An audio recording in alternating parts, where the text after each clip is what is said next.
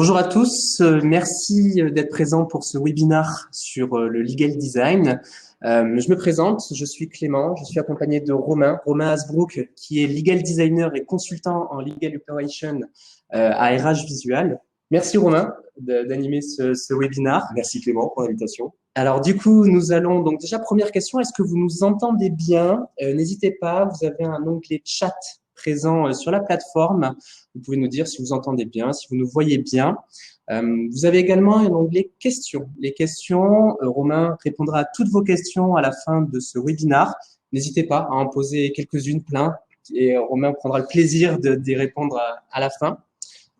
Pour vous parler un petit peu du sujet, de ce qu'on va aborder aujourd'hui, l'objectif, ça va être en 30 minutes de découvrir le legal design. Bon, c'est une belle promesse, mais on va faire en 3 points. Qu'est-ce que le legal design dans une première partie?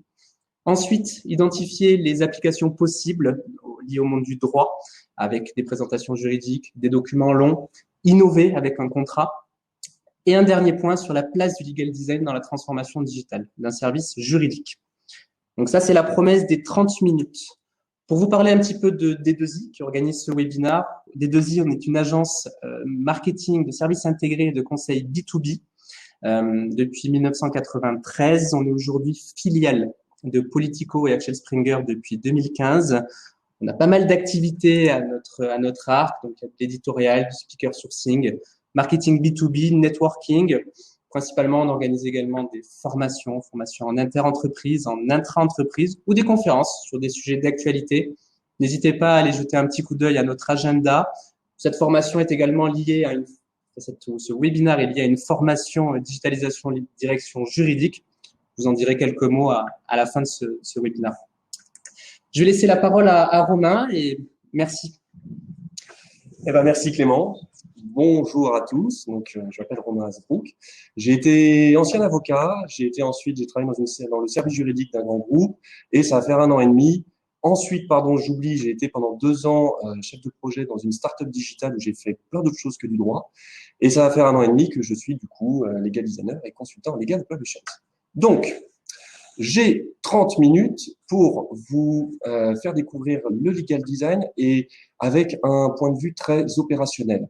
Donc, on va faire une petite présentation de ce que c'est de ce que représentent les outils du legal design, c'est pratique. Puis ensuite, on va faire des focus sur comment est-ce qu'on les applique aux présentations juridiques, aux documents longs, aux contrats. Et on ouvrira un petit peu sur, justement, dans le cadre de la transformation digitale, l'utilisation de ces outils pour designer de nouveaux services. 30 minutes, c'est court, donc je vais essayer de vous montrer un maximum d'exemples opérationnels, des exemples utilisés, pratiqués. Certains, je m'attarderai dessus. Il y en a d'autres, je vous les passerai un peu rapidement, mais je crois que vous les retrouverez dans un support à télécharger sur lequel vous pourrez les retrouver. Donc, sans plus tarder, commençons déjà par qu'est-ce que le legal design? Première révélation, le mot legal design n'est pas utile. Le mot legal design n'est pas utile parce que, tout simplement, le legal design, c'est juste l'application au droit d'une technique déjà existante et qui a déjà fait ses preuves, qui est celle du design thinking. C'est cette technique qui a permis de faire naître notamment l'iPhone, qui a été appliquée par les entreprises tech, mais aussi qui a été ensuite appliquée aux différentes entreprises de services, la banque, l'assurance, les entreprises de transport, et ça va faire quelques années que ça touche le monde du droit. Et à cette occasion-là, on a le mot legal design qui est apparu. Il a été inventé par Margaret Hagan, qui est professeure aux États-Unis, qui a créé la première chaire de legal design. Je vous recommande d'aller voir son site. Dans les supports, vous avez l'adresse de son blog. C'est passionnant. Mais au final, ce n'est jamais que l'application de ces mêmes techniques qui ont fait leurs preuves dans d'autres secteurs au secteur du droit. Et le design thinking, c'est juste se concentrer sur l'usage que va faire le client du service qu'on va lui remettre. Une fois qu'on a dit ça, c'est la deuxième révélation, c'est que le design thinking, c'est 10% de vrais outils, de vraies pratiques, et c'est 90% de bon sens. Donc du design thinking, vous en faites à chaque fois que vous êtes pragmatique et à chaque fois que vous demandez à un client interne, mais de quoi tu as besoin, et que vous interdisez rien pour remplir ce besoin. Du coup, avec cette définition, le legal design, c'est exactement pas ce que je suis en train de vous montrer à l'écran. Alors, je suis un peu injuste avec les auteurs de ce post. Il s'agit d'un post LinkedIn qui a été fait par les barons du droit, qui par ailleurs font des trucs vraiment géniaux. Mais quand ils ont sorti ce post, je me suis dit, tiens, je tiens mon contre-exemple. Au-delà du fait de se dire, est-ce que j'aime les couleurs, est-ce que j'aime les pictos, est-ce que j'aime… Ce document n'est pas du legal design tout simplement parce qu'il tape à côté de l'usage qu'on en attend. On parle d'un post LinkedIn, un post LinkedIn qui est censé s'adresser à des non-juristes. Lorsqu'on reçoit un post LinkedIn dans son feed, on a 1 seconde pour l'appréhender. Or, quand on regarde comment il est designé, le titre n'est pas du tout explicite. En 1 seconde, je ne peux pas savoir de quoi ça parle.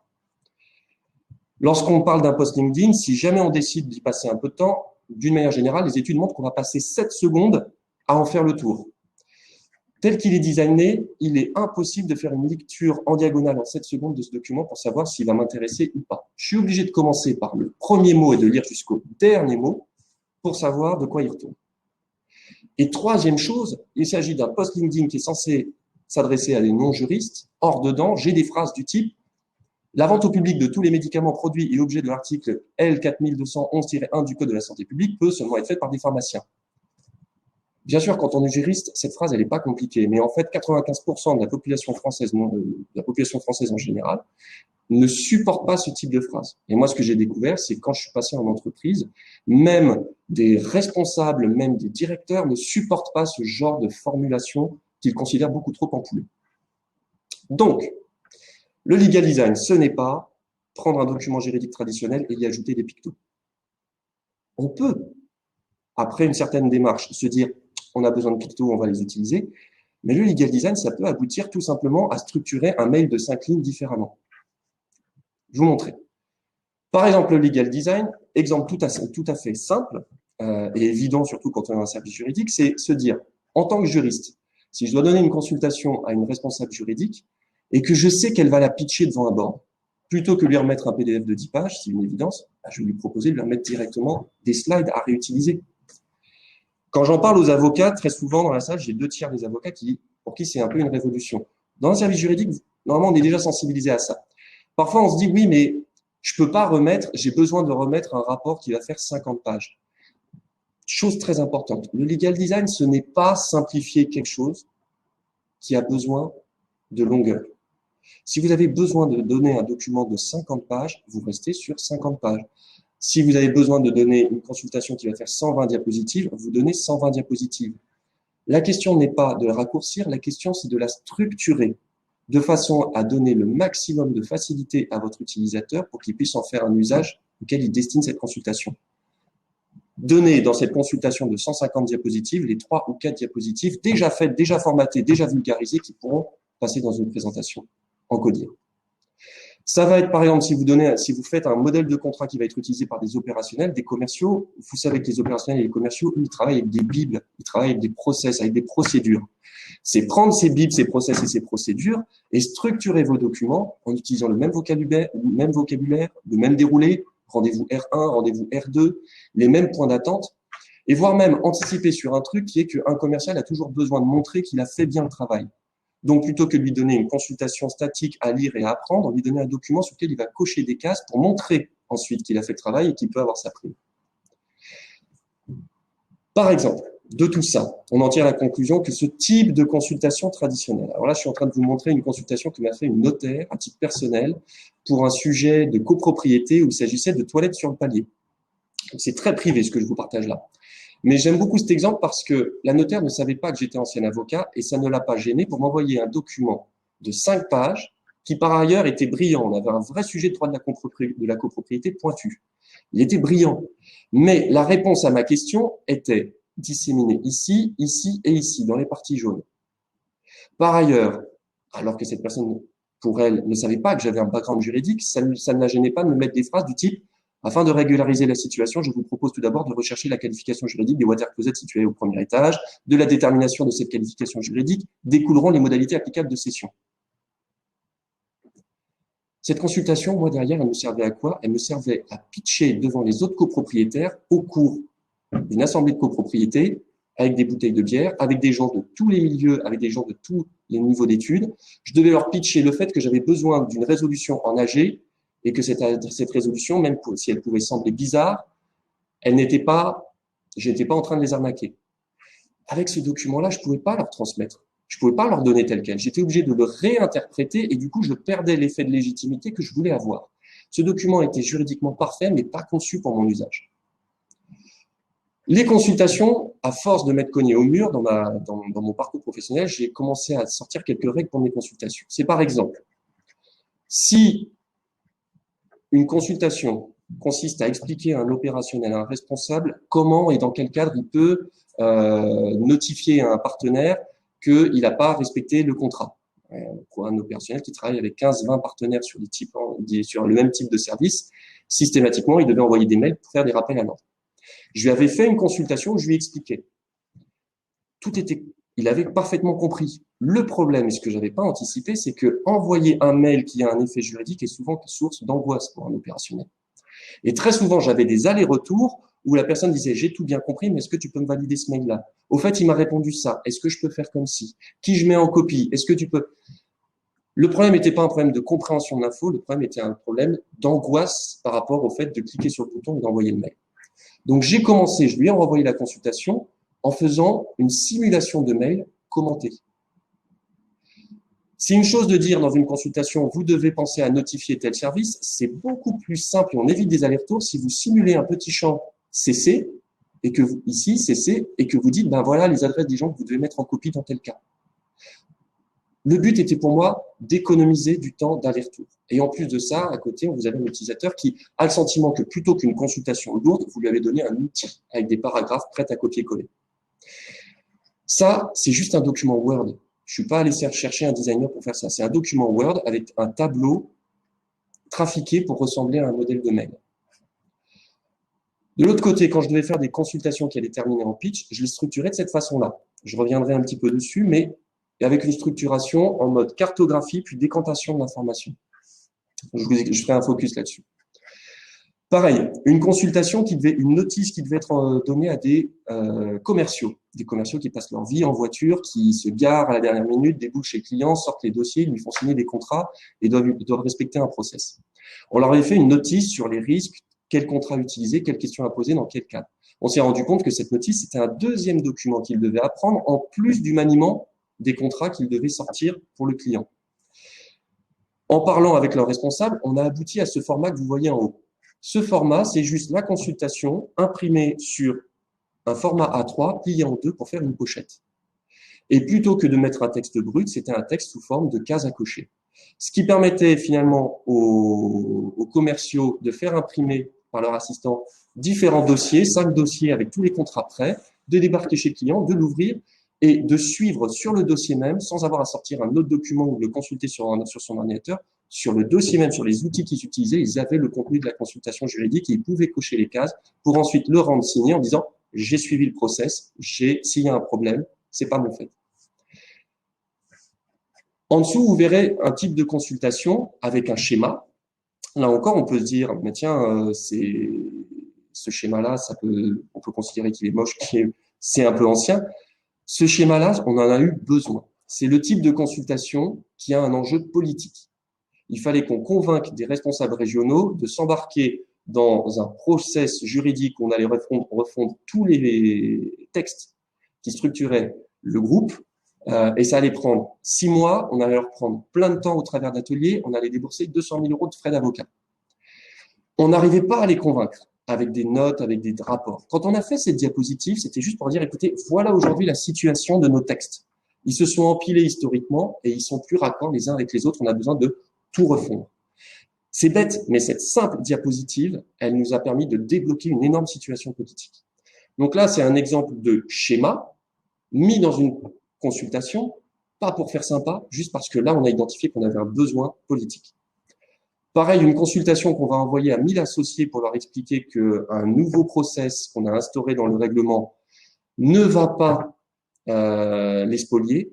On a adopté un langage visuel. Alors, ce sont des documents de 2011. À l'époque, on ne parlait pas encore de legal design. Je veux vraiment vous montrer des documents qu'on a fait nous-mêmes avec du PowerPoint, sans avoir même une conscience très graphique. Mais juste ce petit recours à un réflexe très enfantin qui est le jeu des 7 erreurs, c'est un gage de transparence. Je vous montre que je vous explique la consultation avec des schémas qui, tout de suite, vous montrent qu'il n'y a rien de caché.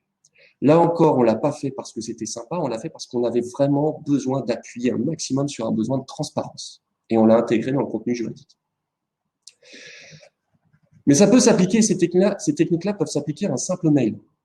Au bout d'un moment, ma technique personnelle pour formuler des mails quand on me posait une question juridique, c'était systématiquement me forcer à commencer le premier mot de ma première phrase de mon mail par oui ou non. C'est parfois un peu compliqué, mais c'était de toute façon pour moi un signal. Si j'arrivais pas à commencer ma première phrase par un oui ou par un non, c'est qu'il y avait un problème sur mon positionnement dans la consultation. Mettre en gras tout de suite la réponse sans embâche avec un wording dont je savais qu'il pourrait facilement être copié-collé dans une diapositive s'il y avait besoin de le pitcher. En dessous, les explications et pas un raisonnement historique à suivre avec la conclusion à la fin. D'abord ma conclusion, ensuite le raisonnement, ça c'est évident, mais systématiquement intégrer quelque chose qui est une règle dans toutes les autres présentations et qui n'est pas souvent pratiqué en droit, c'est le call to action. C'est une notion que moi j'ai découverte en développant des plateformes dans la startup où j'ai travaillé, que j'ai importé ensuite dans les consultations. C'est systématiquement dire si je vous fais cette consultation juridique, derrière je peux vous dire voilà l'action concrète que vous devez prendre. Envoyer un mail, envoyer un courrier, prendre votre téléphone ou tout de suite aller consulter un avocat. Une action concrète systématiquement à la fin de ma consultation. Si je n'arrive pas à l'identifier, c'est que je n'ai pas demandé assez de contexte en amont. Et cette action concrète, si derrière il y a un objet opérationnel à produire, un mail, un courrier, systématiquement je proposais un modèle. Un modèle avec les paragraphes prêts à employer. Donc, très souvent, le modèle n'était pas utilisé tel quel. Mais le client interne était content de l'avoir. Il avait le sentiment que vraiment je lui facilitais la tâche. Et deux, quand il était utilisé, ça me réduisait les allers-retours. Donc, on peut ouvrir. Là, on a parlé de documents écrits, mail, consultation, présentation. Mais cette même démarche centrée sur l'usage client, ça peut aboutir à aller sur des choses beaucoup plus exotiques et pourtant pertinentes. Ça, c'est le travail qu'ont fait les élèves avocats à l'EFB dans le cadre des ateliers de legal design qu'on anime. Le premier groupe devait trouver un moyen de briefer des start-upers sur le choix de la forme de société qu'ils allaient faire. Comme à chaque fois, le premier réflexe, c'était de dire on va faire une brochure. On leur a dit certes, c'est peut-être une bonne idée. Maintenant, prenez vos baskets, allez interroger des start-upers dans des incubateurs. Et ils sont revenus en disant on leur a proposé notre projet, et ils nous ont dit nous, des brochures, de la BPI, des brochures de la CAF, des brochures, on en a plein. Et avec des jolis pictos, mais on en a plein. Moi, je ne lirai pas votre brochure sur la différence entre la SRL et la SAS. Par contre, si vous me faites un petit podcast de 10 minutes, moi, je veux bien l'écouter quand je vais aller courir sur le tapis de course. Et donc, cette équipe a développé, avec des moyens gratuits, en POC, des podcasts. Pas parce que c'était cool, pas parce que c'était sympa, parce que pour leur cible, c'était l'usage le plus optimal. Je vais juste vous parler de ce deuxième exemple, qui est une équipe qui, à la base, voulait simplifier le remplissage des CERFA, notamment des formulaires CERFA fiscaux, pour les utilisateurs. Premier réflexe, on va faire une jolie notice avec des schémas.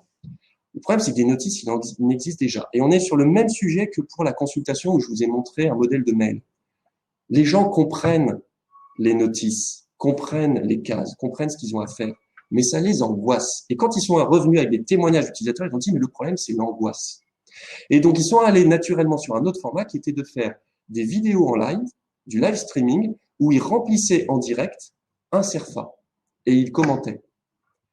Ils se sont aperçus que les gens, ils l'ont testé en direct sur Facebook, ils en ont tiré des conséquences, on n'arrive pas à gérer les commentaires en même temps, ils en ont tiré des améliorations, mais ils ont atteint leur but qui était de dire, en fait, les gens, ça les rassure, ils suivent, ils voient quelqu'un remplir le CERFA et ils le suivent et ils le remplissent en même temps, et c'est de ça dont ils avaient besoin.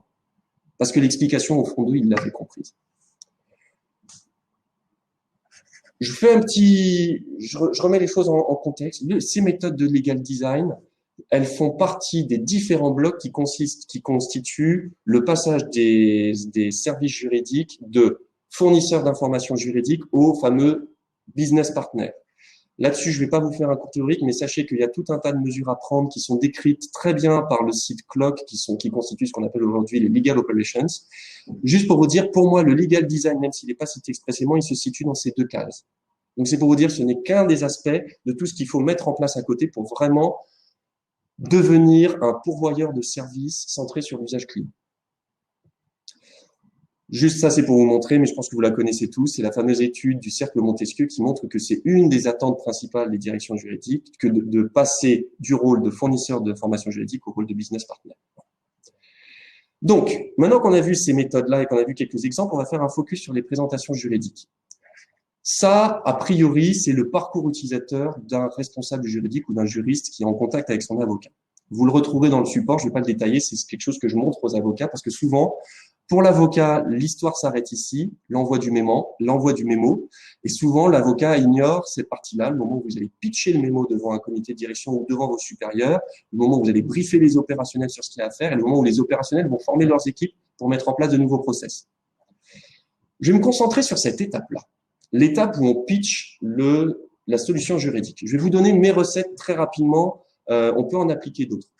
Mais je me suis rendu compte, moi, de difficultés, peut-être que vous vivez, c'est que lorsque je pitchais mes solutions juridiques, 9 fois sur 10, j'avais 5 minutes, j'intervenais à 11 heures au moment où le comité de direction avait faim, j'arrivais, ça les dérangeait, ils venaient de voir le marketing, ça les avait fait rêver, ils allaient voir les finances, ça allait leur parler de sous, moi j'arrivais pour leur parler de problèmes. Ils n'avaient pas lu les supports avant de venir, j'avais 5 minutes pour les faire rentrer dans le sujet et surtout, je devais repartir avec une décision claire et je me suis rendu compte que c'était compliqué.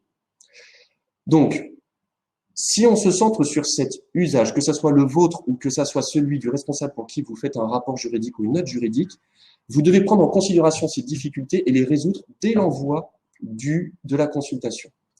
Ça veut dire, par exemple, un format que moi, au bout d'un moment, j'ai adopté et systématisé, qui était la présentation sous cette forme-là.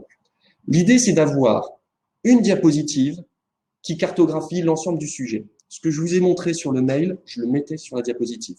Ma conclusion, le raisonnement rapide, les différents éléments que j'ai pondérés, le call to action, le next step.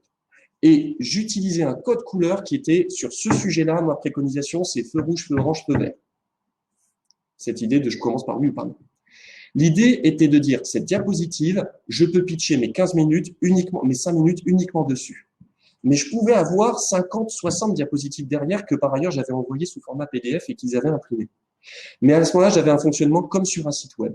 Si on me posait une question sur l'un de ces points qui apparaissaient sur cette diapositive, à ce moment-là, j'allais chercher la diapositive qui pouvait être détaillée, voire très détaillée et contenir des datas. Mais l'objectif de ces diapositives, c'était pas de les exposer, c'était de justifier la légitimité que j'avais sur cette première diapositive. Généralement, les 50 diapositives que vous avez n'intéressent pas le membre du CODIR, mais dedans, ils vont vous tester sur 2-3 pour savoir s'ils peuvent vous faire confiance. Une fois qu'ils vont tester sur les 2-3, et malheureusement, vous savez pas lesquels, donc il faut que vous en ayez 50 de préparés, ils vont vous suivre sur la préconisation. Et comme vous avez que 5 minutes, vous n'allez pas défiler les 50 diapositives, vous allez rester sur celle-là, et c'est uniquement quand vous allez tester que vous allez chercher les diapositives nécessaires. Donc, c'est vraiment une structuration plus en site web avec une page d'accueil et des sous-catégories plutôt qu'un déroulé. Ça s'applique sur cette page d'accueil. Je vous ai dit qu'à chaque fois que j'utilisais un système de feu rouge, feu vert, feu orange, ça me permettait de dire ça, on peut go, on peut y aller. Ça, on n'y va pas. Et j'utilisais du rouge. Et ça, on peut y aller à condition soit de prendre de la provision, soit d'admettre un risque. Donc, je vous montre des présentations que j'ai vraiment utilisées. Ça, c'était mes diapositives sur lesquelles je restais et avec un schéma sur lequel, généralement, 3 propositions que je faisais et je disais, celle-là, elle a des défauts, elle n'est pas parfaite. Je vous l'exprime avec des couleurs, comme ça, vous ne pourrez pas dire que c'était caché dans un texte. C'est exprimé avec des couleurs et on admet, si vous me suivez ma préco, vous admettez ces risques. Ça, c'est le type de présentation. Alors ça, c'est une présentation commerciale faite par des cabinets d'avocats, mais c'est pour montrer, appliqué à une vraie présentation. Ça, c'est une présentation commerciale que l'on peut pitcher uniquement en restant sur cette diapositive-là. Et c'est que sur cette diapositive-là, on voit tous les éléments des démarches du projet juridique à mener et les coûts. Et c'est que lorsque le client pose une question qu'on va aller chercher des diapositives plus détaillées pour répondre à la question. Mais on peut rester les 5 minutes sur cette diapositive. Ça, c'est pour vous montrer que lorsqu'on est testé, il faut systématiquement avoir prévu des datas. C'est le premier mur que je me suis pris quand je suis passé de avocat à juriste, c'est que mes premières préconisations n'étaient pas backées par des datas.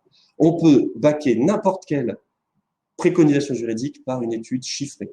Donc ça, je vous montre, c'est des tableaux où je me suis pris la tête, où j'ai fait 1200 tests, mais ça m'a permis de backer à chaque fois ma consultation par ce type de schéma, par des règles qui permettaient de dire si on adopte cette règle, voilà l'impact qu'on va avoir. C'est bête, c'est souvent évident, mais ce simple cercle, ça m'a permis très souvent de me lever plein de doutes. Il y a des camemberts, c'est que c'est sérieux. L'intérieur des diapositives. Je vous montre des diapositives qu'on m'a soumises pour une consultation fiscale. Elles ont plein de défauts, ces diapositives, c'est que dedans, vous avez toujours les mêmes types d'informations. Vous avez des call to action, vous avez des conseils pratiques, vous avez des explications juridiques et vous avez les méthodes qu'on a appliquées pour les trouver. Et si vous regardez d'une diapositive à l'autre, c'est jamais situé, organisé de la même façon. Voire même des fois, on a des call to action et on a des préconisations juridiques qui n'ont pas de call to action. Pourquoi faire une préconisation juridique si derrière, on n'est pas capable de dire voilà l'action que vous devez faire? Et ensuite, à chaque fois, systématiquement, on balance la méthode en premier, plutôt que de mettre la conclusion d'abord. Donc, les diapositives à l'intérieur, moi, je les structure toujours en mettant mon call to action en tête. Voilà ce qu'on doit faire sur ce sujet. En dessous, l'explication technique et enfin la méthode. Pour les documents longs, les méthodes que moi j'applique face à ce type de document, vous verrez le type de défaut qu'il y a dans un document traditionnel. Mais ça va être par exemple de réduire la longueur de livre. On ne doit pas écrire sur toute la longueur d'une page. Aucun magazine, aucun livre ne le fait. Remplacer les bullet points par des cadres et par des trucs un peu schématiques. Ça se fait très facilement avec des tableaux dissimulés. Avoir des titres que l'on peut lire en diagonale, des titres sujet, verbe, complément. Si on ne passe que sur les titres, on a son executive summary et pas un executive summary à part. Avoir des parties qui ne font jamais plus de 2 pages. Parce que quand vous allez remettre votre rapport à un opérationnel, systématiquement, il va d'abord défiler pour voir s'il va y accorder 2 heures ou 15 minutes. Donc, ces points-là, je vous les ai mis là. Quand on respecte ces points-là sur les documents longs, ça permet d'avoir des documents qui sont, alors je m'excuse, il y a des mises en forme qui ont un peu sauté, mais c'est pour vous montrer le type de document qui respire. Oui, si on écrit sur 2 tiers de page, on aura du blanc et le document sera plus long. Il vaut mieux un document de 50 pages avec beaucoup de blanc, il sera beaucoup plus admis qu'un document de 20 pages où vous occupez 90% de l'espace et qui va être considéré comme difficile d'approche. Ça, c'était une charte informatique d'EDF qu'on m'a donnée. Voilà ce qu'on en a fait après un travail. Vous allez voir que le document est plus long, mais on s'est donné de l'espace et on l'a disséminé pour le coup avec des petites illustrations comiques. Pas pour faire sympa, mais parce que si on voulait être sûr que les opérationnels le lisent, si vous mettez une illustration comique toutes les 2 pages, vous êtes sûr qu'ils vont le feuilleter. Encore une fois, ces documents-là, designés, on peut le faire sous Word, juste avec des tableaux dissimulés. C'est pas sorcier. Ça, on peut faire des bullet points beaucoup plus évolués, encore une fois, qu'avec du Word, et qui donnent une impression de design. Est-ce qu'on met des schémas dans un document? Oui. Si on répond à 3 usages. On met un schéma dans un document si on a besoin d'impacter votre lecteur sur ce qu'il contient. Attention, je vais t'expliquer un truc qui est compliqué ou qui est contradictoire. Si on a besoin qu'il se repère au fur et à mesure de la lecture du document dans un schéma global, ou si on a besoin de comparer des solutions. Si vous n'arrivez pas à dire j'ai besoin d'un schéma pour l'un de ces 3 usages, c'est que le schéma est redondant et qu'il n'est pas forcément utile. Un schéma dans un document se met toujours en tête. Sinon, ça sert à rien de dire voilà le schéma de résumé qui permet de résumer la situation à la fin. Ces règles de mise en page, on peut les mettre en place dans des contrats. Dans les contrats, un truc qui est très important, c'est de considérer le contrat comme un outil. Vous verrez dans le document support une analyse d'un contrat où on va évaluer que le contrat il va être utilisé par un commercial, son client interne, par la partie adverse qu'il ne faut pas braquer, par le service juridique de la partie adverse à qui il faut montrer patte blanche, et accessoirement un juge si jamais on a un problème et à notre avocat s'il doit plaider le contrat. Si dans un contrat que généralement qu'on rédige de manière linéaire, si vous considérez tous ces différents usages et que vous les qualifiez, on peut arriver à la conclusion qu'en fait un contrat, c'est d'abord un tableau Excel qui contient les clauses, mais qui contient aussi des informations pour la mise en œuvre opérationnelle et pour notre avocat en disant écoutez, cette clause-là, on l'a écrite, on sait qu'elle n'est pas parfaite, mais voilà l'idée qu'on a derrière de stratégie, qu'il retrouvera, et que le document Word qu'on va signer n'est qu'un extract 80% de ce document, mais qui ne contient pas tout.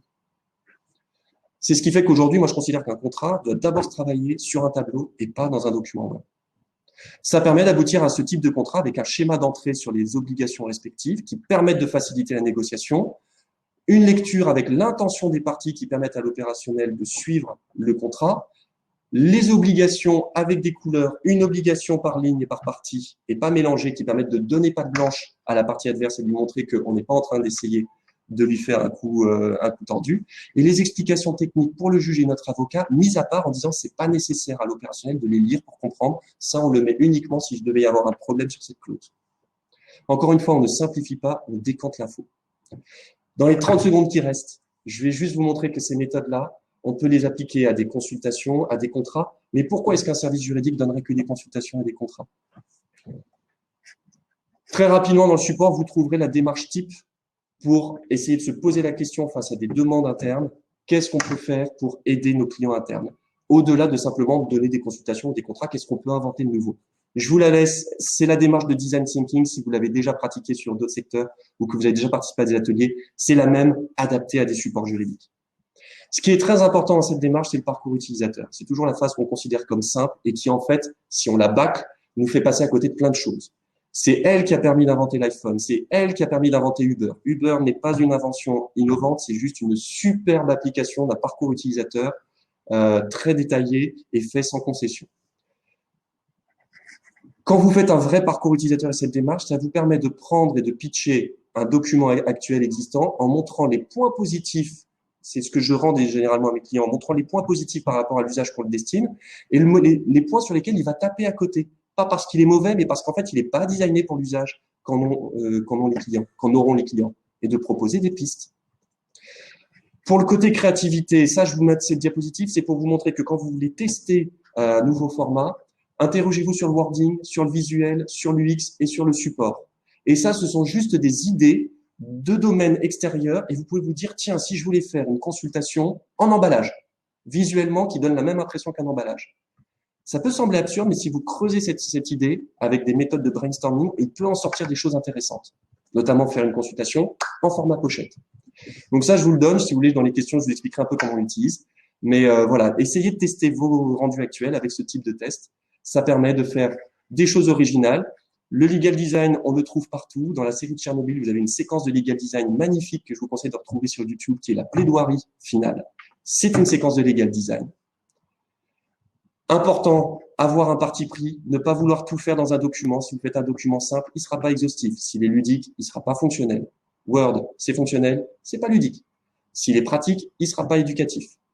Une Volvo, c'est pas sexy, mais c'est sécurisant. Une BMW, c'est sexy, mais ça fait mal au dos. Un document tel de ce type-là, il est pratique, j'ai une question d'entrée, j'ai une réponse à la fin, il se veut pas pédagogique, on l'assume. Un document pédagogique, il aura plutôt cette tête-là. Voilà plein d'exemples que vous retrouvez dans les supports. Là, à la fin, je vous les fais défiler, mais c'est ce à quoi on peut aboutir, des vidéos, des schémas, des illustrations.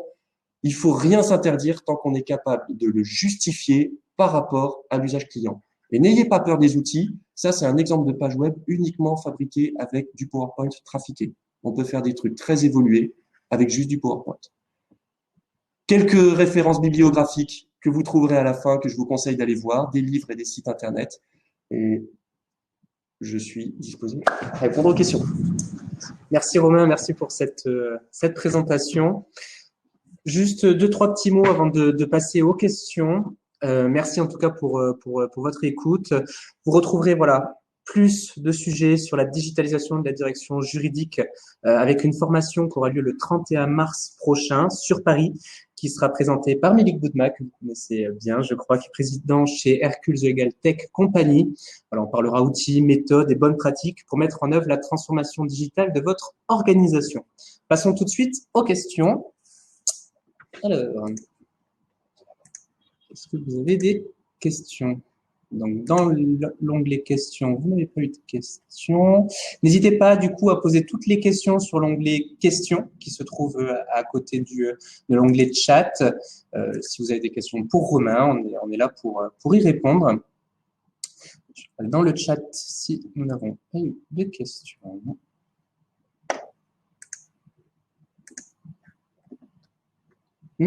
Les gens n'ont pas l'air d'avoir beaucoup plus de questions que ça, finalement. Allez, on vous laisse 30 secondes s'il y a une personne qui est prête à poser une question. Non, si Romain, si vous voulez profiter pour développer un autre sujet, peut-être. Je vais vous donner un exemple de question qu'on a pu me poser Merci beaucoup pour le commentaire. Un type de question qu'on a pu me poser hier, pas plus tard qu'hier, qui est oui, mais on fait déjà des executive summary. Je suis contre les executive summary de consultation parce que c'est un document à côté du document. Un executive summary d'une consultation, ça doit être votre sommaire. Si vous faites des titres, sujets, verbes, compléments qui sont explicites, vous les prenez, vous les collez, on les lit de A à Z, on a son executive summary.